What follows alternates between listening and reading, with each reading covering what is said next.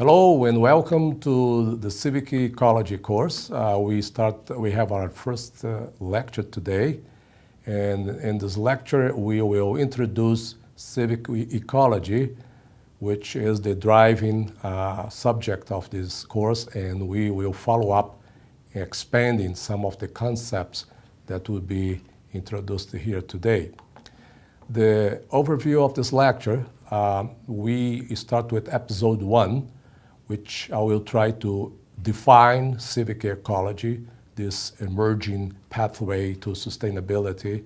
And in episode 2, I will briefly describe the principles in which the theoretical, conceptual, and practical framework of civic ecology is based upon. And we will finish this episode with an interview to clarify, to expand on some of the concepts and ideas that I will be presenting during episodes 1 and episode 2. In episode 1, we expect that you will learn an emergently distinct, unique community-based systems approach to sustainable living. There has been many other approaches. There are many approaches that relate to the community-based strategy towards sustainability. But civic ecology is unique in a sense in which it tries to bring together theory, methodology, and practice. And the second expectation from this episode is that you become familiar with an emerging postmodern relational or ecological perspective that emphasizes the notions of interconnectedness, constructivism, and methodological pluralism. These three things, these three characteristics expressed here, they are at the core, at the heart of civic ecology. And finally, we will expose here an ethical system rooted in this new relational paradigm.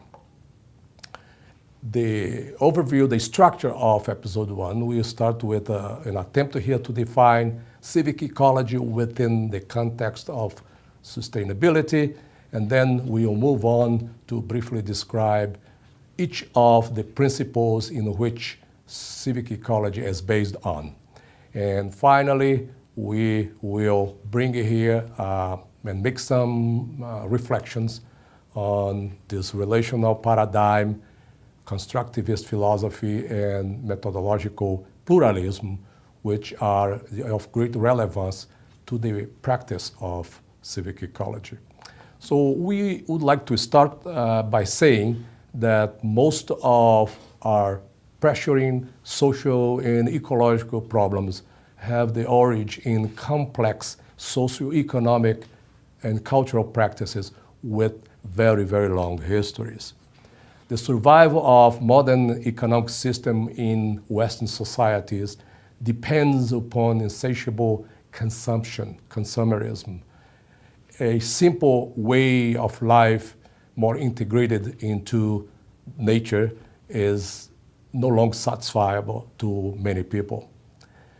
As a consequence, a detached, instrumental rationality has created immense, unprecedented material progress, but has brought with it greed, inequality, alienation, violence, poverty, and widespread environmental degradation.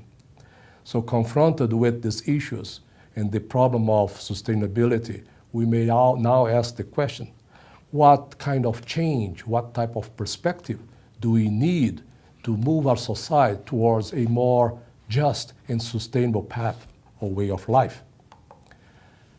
According to UNESCO, in a document released in 1997 called A Transdisciplinary Vision for Concerted Action, the kind of change required by sustainability implicates each community, each household, each individual. So it says it's all the way down from a global scale, planetary level, to an individual itself. In other words, successful solutions to the problems that we face at the time, at this level of society, will need to be rooted in the cultural specificity in place of the town or region or community if the people are to be supportive of and involved in such a necessary change. As a conclusion, if we are to prevent further environmental destruction and social crisis, it's fundamental that we raise this awareness of our citizens, identifying effective ways to promote sustainable behavior, sustainable ways of life, as well as expanding our moral concerns expressed as ethical actions to no other human entities. From this fundamental shift emerges a new concept, a fundamental concept based on a community approach to sustainability, which we refer to here as civic ecology. Civic ecology for us is a philosophy as well as a science and a practice. It broadens the scope of the science of ecology through an active engagement with the humanities and the social sciences with the purpose of restoring a qualitatively different relationship between humans and nature, as well as to impart new life and vigor to human and non-human communities. The framework of civic ecology is premised upon the understanding that the well-being of individuals and their communities depends on civic engagement and the performance of civic duties, as well as the fact that the web-like pattern of relationships between humans and the environment constitutes in a particular place and time a complex, interwoven, interconnected social ecological system. So the framework of civic ecology tries to integrate scientific knowledge, community knowledge through action and adaptive learning. In other words, it links scientific and local knowledge in action through a process of active community learning. The conceptual and practical foundation of this framework comes from or emerges from the 5 self-reinforcing principles of civic ecology, such as number 1, everything is connected to everything else. Number 2, we construct our reality in relation with others. Number 3, there are multiple interpretations. Number 4, relationships are a location for ethical action. And number 5, we cannot do it alone. It's very interesting, very important that we understand these 5 principles together because they form, as I said, the conceptual, methodological, and practical basis in which civic ecology is expressed. We would like in the following to briefly talk about each of these principles, and in the following lectures of this course, we will expand and give more detail about these principles. We're going to start with the principle number 1, which sets the base for the other principles. This principle is based on a systemic thinking, a perspective which states that everything is connected to everything else. In other words, we are all connected. This perspective or this principle emerged about 40 years ago, and it results from a new understanding of living systems that has emerged at the forefront of system science. This new emerging understanding is concerned with things like patterns of organization, process of changing, and coevolutionary dynamics. These concepts will be expanded later on for you to get a better understanding of what they mean.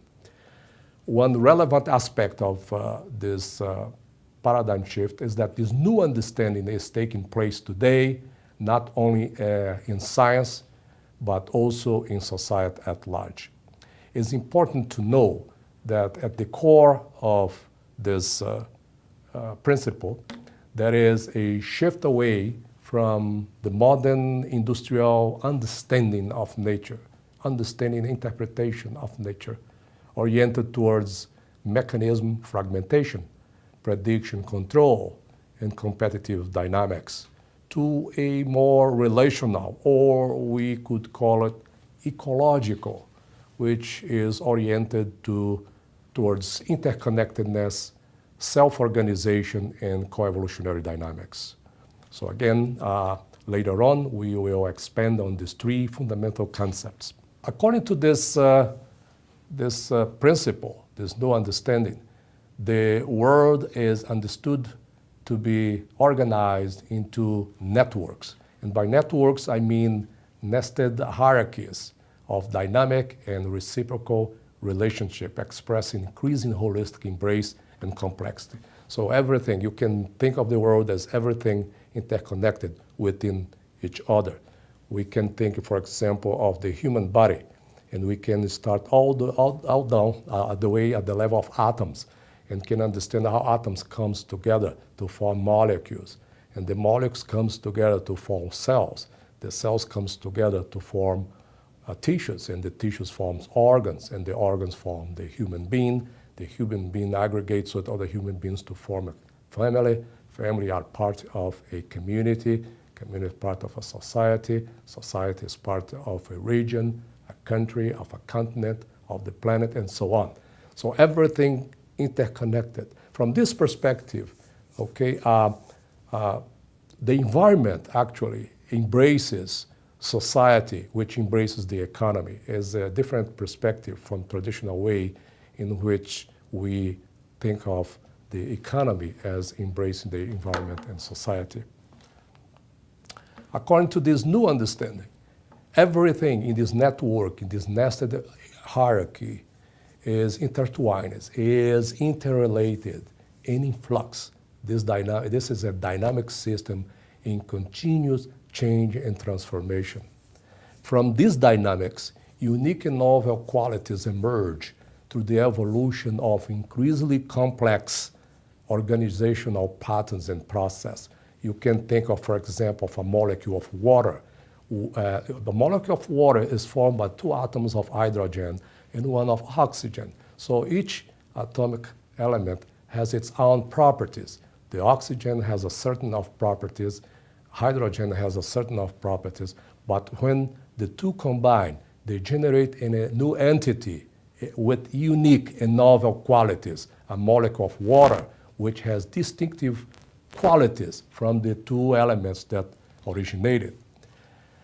Another important aspect is the non-linearity observed within this complex dynamic. So here, events affect each other in back and forth manner through a process called feedback mechanisms, creating circuits and networks where cause and effect interact reciprocally. From this perspective, one cannot understand the property of one part without understanding how this part is related to the others and how the others influence it. This is the system's view of the world.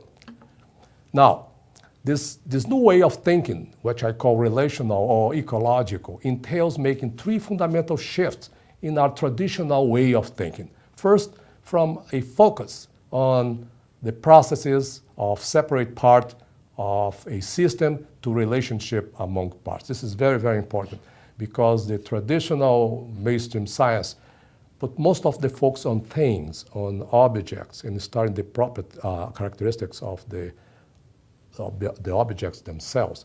So here, from this perspective, the relationship among objects are more important than the objects themselves. So this is a very, very important shift for understanding the dynamic of complex systems.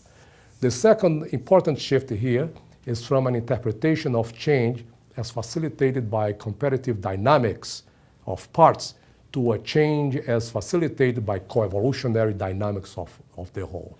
So what I mean by coevolutionary dynamics is here we have this dance, this interaction between different components of a system in which each one affects and is affected by the other.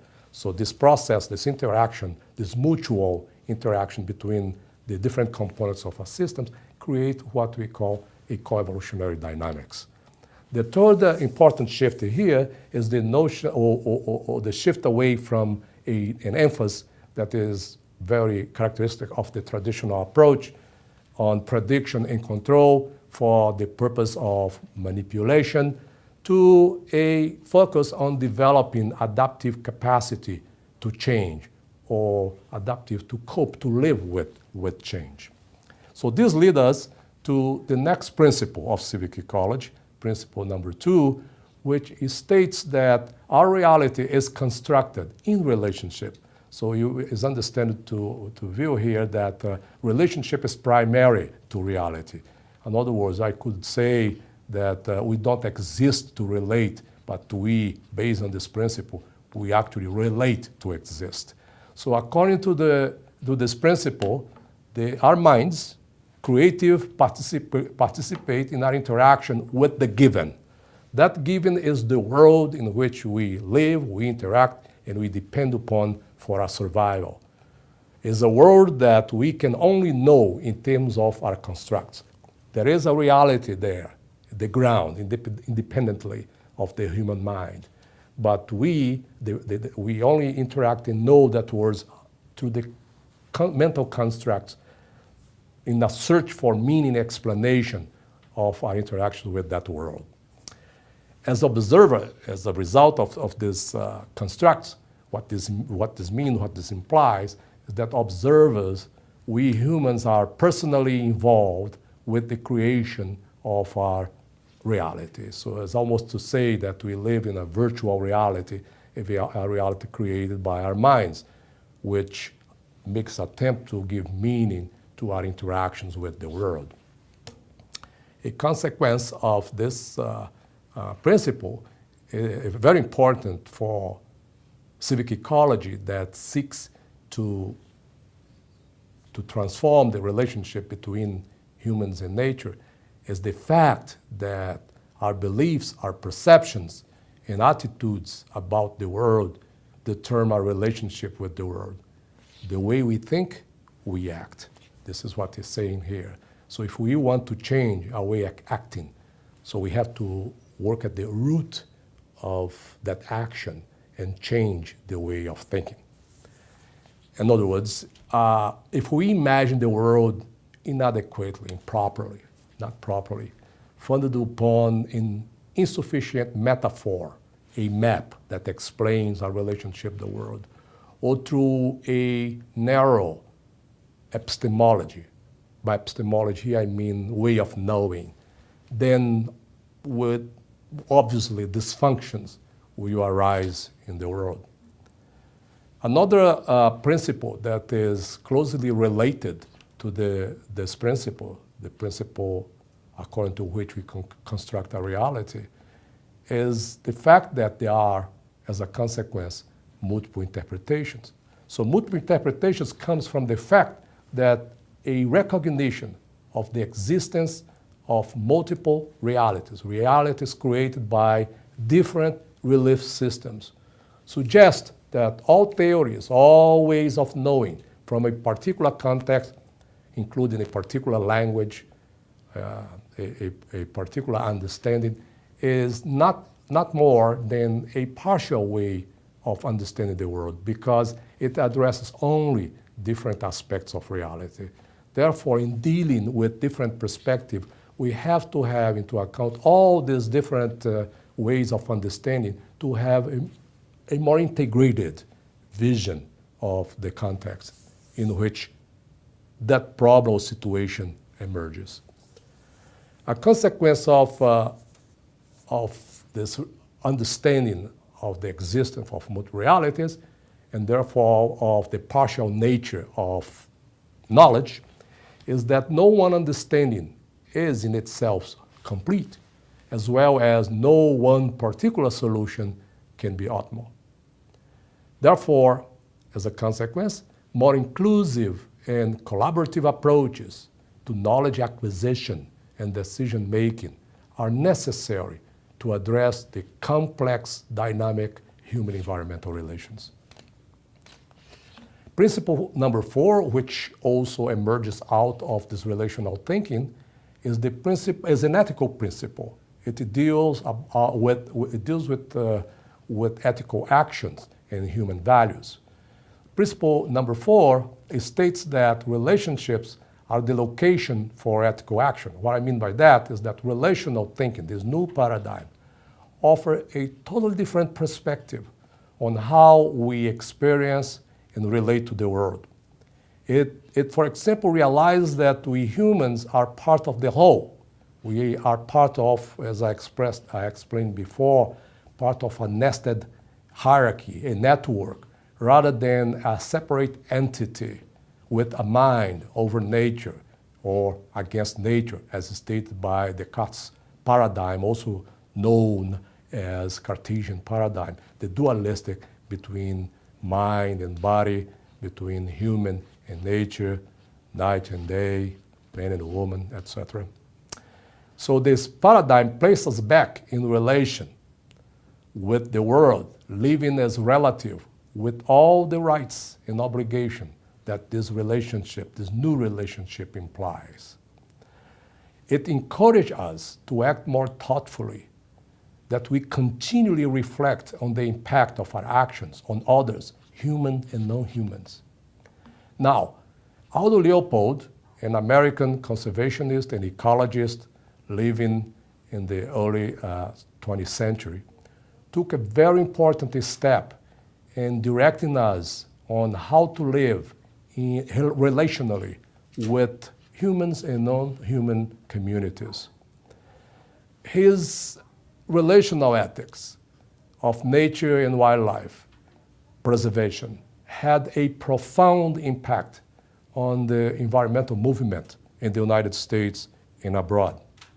He emphasized biodiversity and ecology and urged us to think of the land as a community to which we belong, rather than a commodity that belongs to us. So from here you can see is a form of relationship that moves away from the traditional relationship that we have to the land. In his famous book, A Sand County Almanac, there is an essay entitled The Land Ethic. This book was published after his death.